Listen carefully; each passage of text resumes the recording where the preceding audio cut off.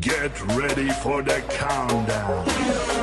10, 9, 8, 7, 6, 5, 4, 3, 2, 1, 0.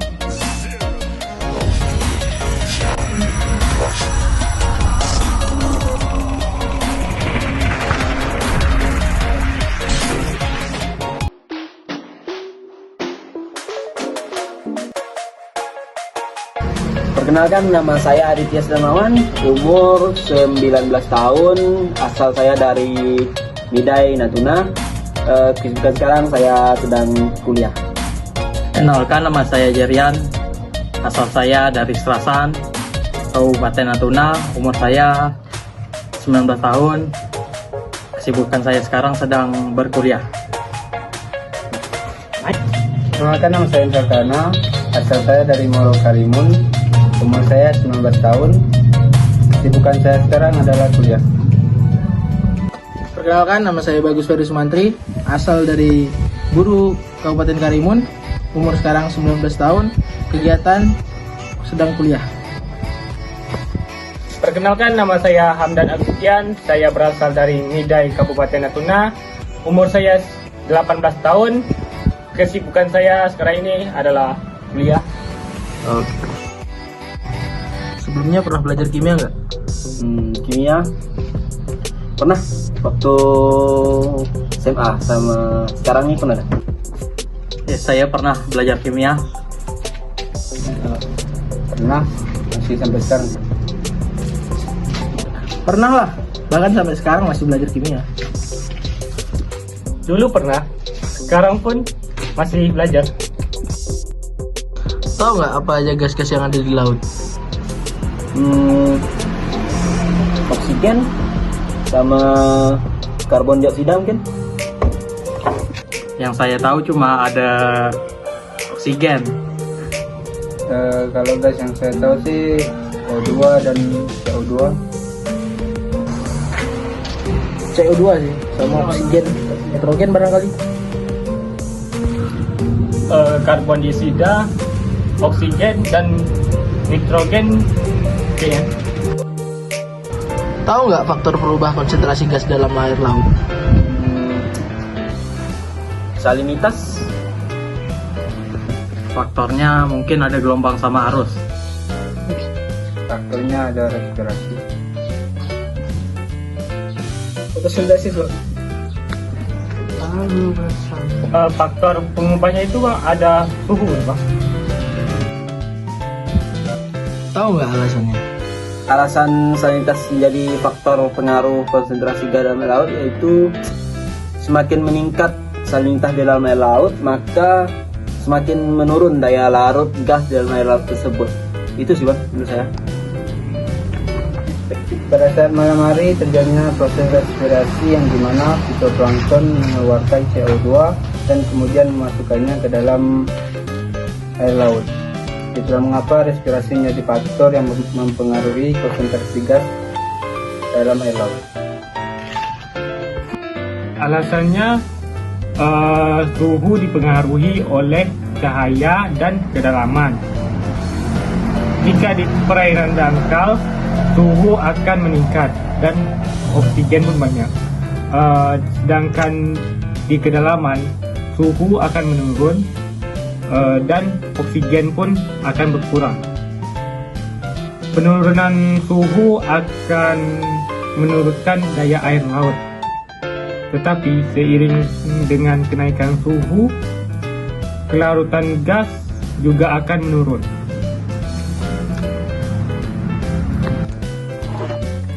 Alasannya gini, kadar oksigen di permukaan air laut lebih tinggi karena adanya proses fotosintesis. Dengan bertambahnya kedalaman, maka proses fotosintesis tersebut akan semakin berkurang.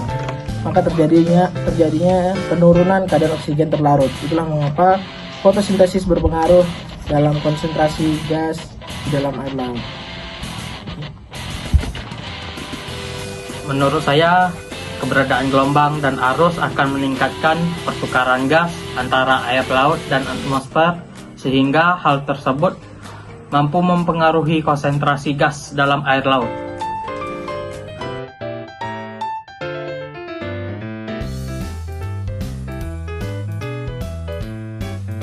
Salah satu parameter sifat kimia air yang sangat mempengaruhi kehidupan organisme akuatik adalah kandungan oksigen. Oksigen digunakan organisme akuatik untuk respirasi dan juga berfungsi sebagai elektron aseptor pada dekomposisi bahan organik secara aerobik. Oleh karena itu, kandungan oksigen terlarut atau dissolved oksigen dan biasa disingkat DO menjadi pemahaman yang penting dalam memahami lautan. Gambar yang ditunjukkan pada slide ini adalah ilustrasi profil oksigen di lautan pada kedalaman yang berbeda. Pada ilustrasi ini, lapisan laut dibagi menjadi 3 bagian: lapisan permukaan, lapisan tectonic, dan lapisan laut dalam. Lapisan tectonic adalah lapisan di mana terjadi perubahan densitas air atau kepadatan air secara drastis. Pada lapisan permukaan terjadi proses masuknya oksigen ke dalam air laut. Proses-proses ini adalah difusi oksigen dari atmosfer dan fotosintesis. Keberadaan gelembung udara dan gelombang akan meningkatkan luas permukaan air yang dapat bersentuhan langsung dengan udara bebas, sehingga akan meningkatkan laju difusi oksigen ke air laut. Pada lapisan permukaan ini juga terjadi proses konsumsi oksigen seperti respirasi dan dekomposisi bahan organik. Di lapisan dalam terjadi proses respirasi yang mengkonsumsi oksigen yang ada di air laut.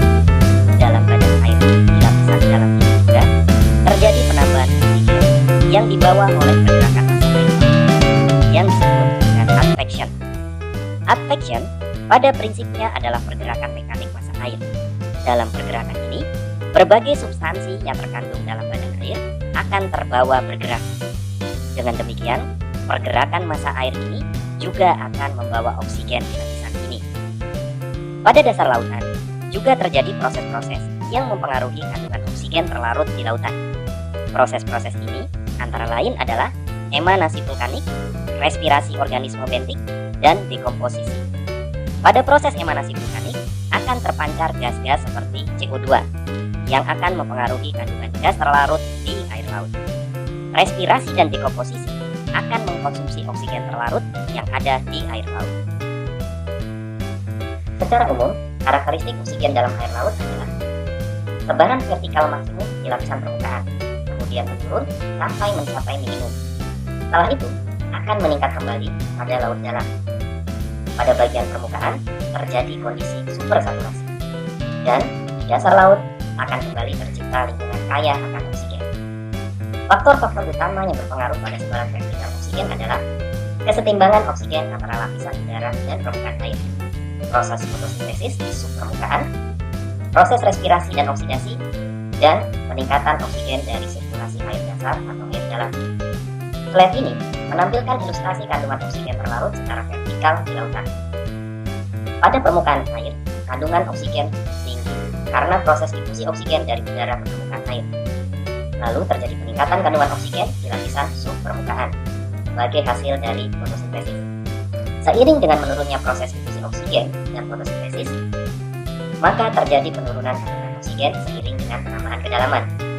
Pada proses ini, terjadi respirasi dan dekomposisi bahan organik yang mengkonsumsi oksigen.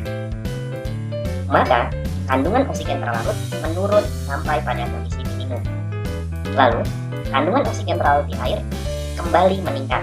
Peningkatan ini terjadi karena air ini yang masih mengandung oksigen akan turun ke bawah seiring dengan penambahan berat jenis yang mengiringi pelepasan panas dari air. Di lain sisi, proses-proses yang mengkonsumsi oksigen di laut menurun. Hal ini menyebabkan terjadi proses penumpukan kandungan oksigen terlarut. Adveksi air laut juga dapat membawa oksigen turun ke laut dalam. Proses-proses ini membuat terjadi penimbunan oksigen di laut dalam, sehingga membuat area di sekitar dasar laut menjadi area yang kaya akan oksigen. Slide ini menunjukkan ilustrasi sebaran oksigen terlarut di lautan. Mempelajari kandungan oksigen terlarut memiliki banyak manfaat dalam perspektif oceanografi. Mempelajari kandungan oksigen terlarut akan memudahkan proses untuk mempelajari proses fisika, terutama penetrasi udara di lautan. Selain itu, pemahaman akan oksigen terlarut dapat digunakan untuk menduga jumlah bahan organik yang terdekomposisi di lautan. Pemahaman kandungan oksigen terlarut tersebut juga dapat digunakan untuk menunda produktivitas perairan di lautan. Untuk dapat memahami faktor-faktor yang menentukan konsentrasi gas oksigen dan karbon dioksida di air, maka slide ini menjelaskan rangkuman faktor-faktor utama yang akan mempengaruhi oksigen dan karbon dioksida di lautan. Keberadaan gelombang dan arus akan meningkatkan pertukaran gas antara air laut dan atmosfer. Perbedaan konsentrasi akan menentukan proses difusi, karena pada dasarnya gas akan berdifusi dari konsentrasi tinggi ke konsentrasi yang rendah hingga mencapai kondisi keseimbangan. Penurunan suhu akan menurunkan daya larut air, tetapi seiring dengan kenaikan suhu, maka kelarutan gas juga akan menurun. Salinitas suhu akan mengakibatkan daya larut menurun. Kenaikan tekanan akan meningkatkan daya larut. Fotosintesis akan meningkatkan oksigen dan menurunkan karbon dioksida. Respirasi akan meningkatkan karbon dioksida dan menurunkan oksigen. Dekomposisi akan meningkatkan karbon dioksida dan menurunkan oksigen. pH akan mengendalikan spesiasi karbon dioksida di dalam air laut. Terima kasih kepada Ibu dan teman-teman semua telah menyaksikan video dari kami. Kami mohon maaf apabila terjadi kesalahan dalam pemaparan. Kami akhiri dengan wassalamualaikum warahmatullahi wabarakatuh. Salam maritim.